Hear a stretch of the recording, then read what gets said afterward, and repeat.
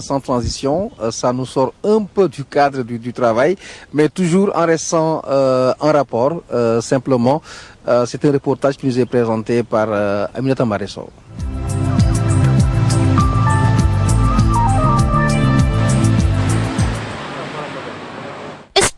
De désolation sur la nationale 1. Ces eaux usées sont, selon les agents de l'ONAS, le résultat d'un réseau d'évacuation défectueux.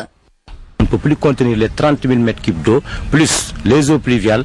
Finalement, la station est complètement submergée d'eau. Nos installations sont occupées par les eaux. Nous sommes à l'arrêt total. On est à l'arrêt. Pour sauver le minimum, nous faisons 8 litres de gasoil par 24 heures. Dans ce décor, difficile pour les usagers d'emprunter cette partie de l'autoroute. À cause de ces eaux, je suis confronté à des problèmes de moteur et c'est ainsi que ça se passe tous les jours.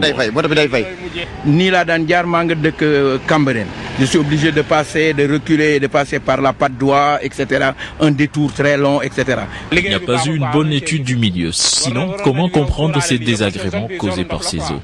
L'absence de panneaux de signalisation rend la situation plus difficile. Moi, j'avais pensé que ce problème-là, qui datait depuis, je ne sais, Mathusalem, qu'on l'avait déjà réglé. Alors j'ai suivi des voitures. Quand je suis arrivé jusque-là, j'ai senti que je ne pouvais pas passer. Je ne vais pas prendre le risque de traverser ce marigot. L'ouverture de l'autoroute à péage a été déjà reportée à 2 reprises à cause de cette situation. Compte tenu de l'hivernage, l'exploitation de cette autoroute n'est certainement pas pour demain.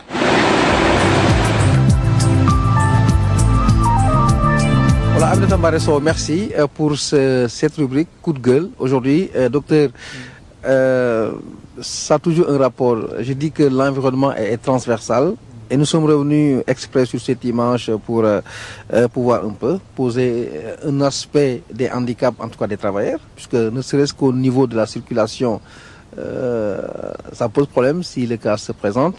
Les menaces qui s'imposent aujourd'hui, qui sont exposés, les gens sont exposés à des menaces dans cette zone de Cambérène, au-delà même de cette autoroute. Vous avez un commentaire en spécialiste de l'environnement. Là, c'est une image assez... C'est dommage parce que cette station d'épuration est censée... Quand on dit station d'épuration, c'est une station d'épuration des eaux, il est censé nettoyer les eaux usées pour enlever leurs charges polluantes avant qu'on les rejette dans la mer. Vous parlez des automobilistes qui sont confrontés à cette forme de nuisance, mais d'abord c'est les travailleurs qui sont dans la station d'épuration qui sont confrontés à ce débordement d'eau usée et qui, parce qu'une station, cette station n'ayant pas fonctionné dans ces situations. Il y a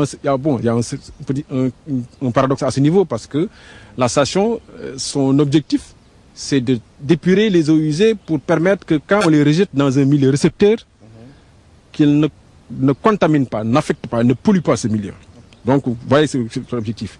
Mais là, dans des situations d'arrêt, dans des situations de blocage, nous avons tout un tas d'eau usée qui devraient être drainées, traitées, épurées, qui vont vers les riverains, vers les populations. C'est de la nuisance, c'est des risques sanitaires qui sont très élevés, et surtout pour les populations et pour les travailleurs qui sont dans cette station. Ça fait penser un peu à l'actuel débat sur l'émissaire de Cambérène, qui est un débat extrêmement important, parce que là, c'est au niveau du milieu récepteur. Parce qu'après la station, il y a un émissaire qui est une conduite importante qui sert à évacuer les eaux qui sont déjà épurées vers les plages. Ça pose beaucoup de difficultés. Et je pense qu'il y a certaines réflexions qui méritent d'être davantage développées. Comment réutiliser ces eaux-là? C'est vrai, dans la réutilisation des eaux à des fins agricoles, ce n'est pas uniquement la question de l'eau qui est là. Il faut régler la question foncière. Mais je pense qu'on doit davantage réfléchir comment réutiliser ces eaux-là. Parce qu'il y a beaucoup de blocages sur à quel endroit rejeter même des eaux déjà épurées. Parce qu'elles sont épurées, d'accord, mais elles ont toujours eu des charges qui sont... c'est pas des eaux pures, c'est pas des eaux purifiées, c'est des eaux épurées, c'est des eaux usées et épurées. Donc elles ont aussi porteuses de certaines formes de nuisance. Donc pour en revenir un peu au spectacle qu'on a vu tantôt, oui, nous sommes dans des situations où une installation devait servir à épurer les eaux usées. Quand elle ne marche pas, voilà des types de spectacles que nous allons voir. Peut-être même certains automobilistes, ils ne sont confrontés à cette situation que de façon passagère. Mais ceux qui travaillent, les travailleurs au niveau de la station d'épuration, eux, ils sont confrontés. Et on n'en parle pas. Ah oui, parce que c'est pas le plus visible. Ces travailleurs, parmi les formes de risque auxquelles ils font face, il y a cette cohabitation avec des eaux usées dans des stations de traitement. Et ça, c'est extrêmement important. Nous avons des eaux qui sont censées avoir une charge organique, une charge microbienne assez élevée. Nous avons des populations qui sont censées faire fonctionner de telles stations. Donc, les systèmes de protection, de prévention qui devraient prévaloir dans des systèmes pareils sont beaucoup plus demandeurs. Ils doivent être beaucoup plus contraignants par rapport à toute forme d'attaque possible, de risque possible. Donc, surtout que leur exposition est assez contenue par rapport à ça. On peut dire que les automobilistes qui passent, c'est des expositions assez très limitées, même si nous avons ces eaux qui ruissellent et qui peuvent affecter, contaminer d'autres milieux. Vous avez vu tout à l'heure, ces derniers jours, tout ce qu'on a vu dans la zone de Cambérène, avec toutes ces eaux qui sont permanentes à côté de vendeurs, à côté d'ouvriers du secteur info, à côté d'artisans, de garagistes, et qui les côtoient continuellement, avec des risques immenses sur le plan de la santé, des risques de contamination très élevés. Voilà, nous sommes malheureusement pas loin de la fin de cette émission, mais il nous reste encore une rubrique à suivre, c'est celle du coup de cœur. Le coup de cœur nous amène aujourd'hui à Joal pour voir un autre milieu, d'autres êtres vivants, tout de suite avec Ibrahim.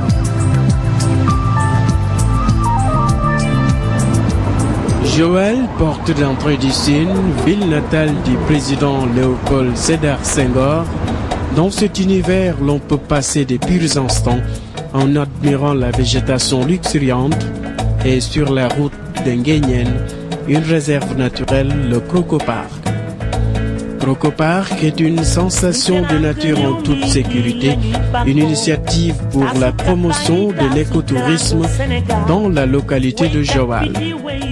Avec 35 ans d'expérience, j'ai investi en 2001 à la Semonde sur la Petite Côte, mais il s'est avéré qu'il nous manquait des produits d'appel. Le moment où on parle de la saison, la haute saison, on ne voyait pas nos ressources naturelles. Pourquoi? Parce que pendant cette période, les pluies sont terminées et ces espèces disparaissent. Donc forcément, il fallait penser à un concept qui pouvait permettre aux visiteurs qui viennent hors saison des pluies de pouvoir les observer, de pouvoir les découvrir en fait. Dans la Petite Côte, de Toubab Dialaw jusque dans le Sine Saloum, à Ndangan, nous n'avons pas beaucoup de produits attractifs. C'est-à-dire créer l'attraction qui permette aux touristes de sortir, découvrir la proximité. Crocopark est forcément une valeur élevée pour le tourisme de la localité de la Petite Côte. Pourquoi? Parce qu'il désenclave, je pense, Joal et l'environnement, et il désenclave en même temps le Sine Saloum, parce que nous sommes ici à la porte de la biodiversité du Sine Saloum. Les attentes aussi, c'est promouvoir l'emploi, comme je l'ai dit tout à l'heure. Ensuite, faire de telle sorte que la promotion de la destination du Sénégal ait encore plus de valeur. Crocopark, avec une biodiversité de plus de 50 variétés d'espèces et sur 12 000 mètres carrés. Ici, on trouve des crocodiles, des varans, des tortues géantes, des pitons aussi. Pour mieux accueillir les visiteurs, Crocopark a également un bar-restaurant, une piscine et une boutique de produits artisanaux. Un programme de protection et de gestion durable de la biodiversité, Crocopark, dans la commune de Joal. Merci à Ibrahim Diouf pour ce coup de cœur qui nous a amené à Joal comme à chaque émission. Puisque nous posons des problèmes, nous aimons souvent vous proposer également quelques solutions. En tout cas, ce qui fait porter un peu de l'espoir. Docteur, le petit commentaire en conclusion sur ce coup de cœur à Joal. C'est une note positive qui nous réconcilie avec l'intérêt d'investir sur les ressources naturelles, sur la biodiversité, sur la préservation environnementale. Et l'intérêt, les répercussions, elles sont financières. Là, on a des répercussions immédiates qui sont financières. Les visites que les touristes vont faire dans ces sites, le fait que ça puisse accompagner même les récifs hôteliers qui sont dans la petite côte, c'est un aspect extrêmement important. Qui n'est pas bien développé. Mais qui commence à se mettre en place. C'est pour revenir un peu à des dimensions encore beaucoup plus générales. Aujourd'hui, quand les touristes viennent, ce n'est pas pour regarder des immeubles et des gratte-ciel, non, pas du tout. Ils viennent regarder des ressources assez rares sur le plan biologique, des écosystèmes assez spécifiques. Et nous en avons heureusement dans nos pays. Ce que ça doit nous faire penser qu'il faut davantage veiller à leur préservation, parce que au-delà d'une forme d'utilisation demain par les générations futures, elles ont même une rentabilité immédiate, parce qu'elles accompagnent le tourisme. Et ça, je pense que c'est une très belle note que j'ai retenue à travers ce dernier reportage. Merci à notre invité Omar Cissé, docteur en environnement, avec qui nous avons fait ce numéro Espace et Vie consacré, comme vous l'avez suivi, au cadre de travail à l'environnement des entreprises de façon beaucoup plus élargie. Nous remercions la direction de King Fahd Palace ici, dans son jardin où nous avons tourné ce numéro Espace et Vie, à toute l'équipe qui m'a accompagné autour de moi. Merci à tous ceux qui nous ont suivis et on se retrouve également pour un prochain numéro, mais restons ouverts à toute forme de collaboration, à tous les annonceurs, à tous les partenaires potentiels pour encore une fois poser les problématiques de l'environnement chez nous. Merci et à la prochaine fois. Merci beaucoup.